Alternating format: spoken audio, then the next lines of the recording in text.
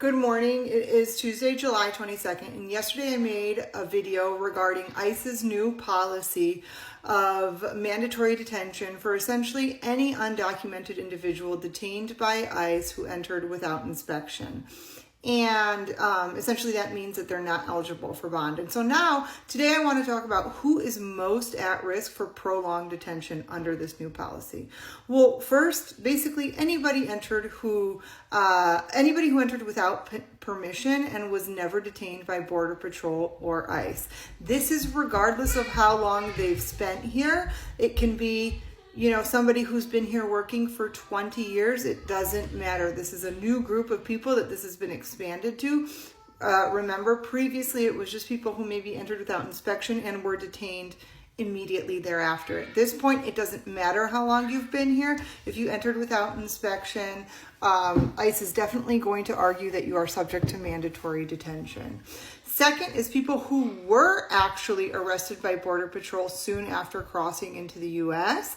and then they were released. And this might be a group of individuals who have ICE check-ins now. So they were processed, they were detained by Border Patrol, they were processed, and they were released into the country. And then they had to report to ICE. This group of individuals now also subject to mandatory detention, which means that people who go to their ICE check-ins are likely going to be detained and held without a bond. And third, people who entered through ports of entry and were paroled into the U.S., including people who entered at airports or entered with parole through Biden-era parole programs. This group of individuals now is likely going to be considered ineligible for bond. So, for example, a Haitian immigrant who was granted parole by the Biden administration, the CHNV parole, would be subject to mandatory detention. So these are the three groups of people who are most at risk now, kind of like a new groups of people who are at risk and are going to be held by ICE under the theory that they are not eligible for bond. It doesn't mean you shouldn't seek bond. Definitely consult with an attorney. We are arguing that the way that they're interpreting the law is not correct.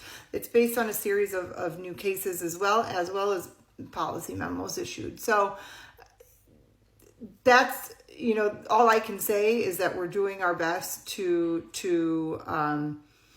argue in front of the immigration judge that the law as they interpret it is not correct.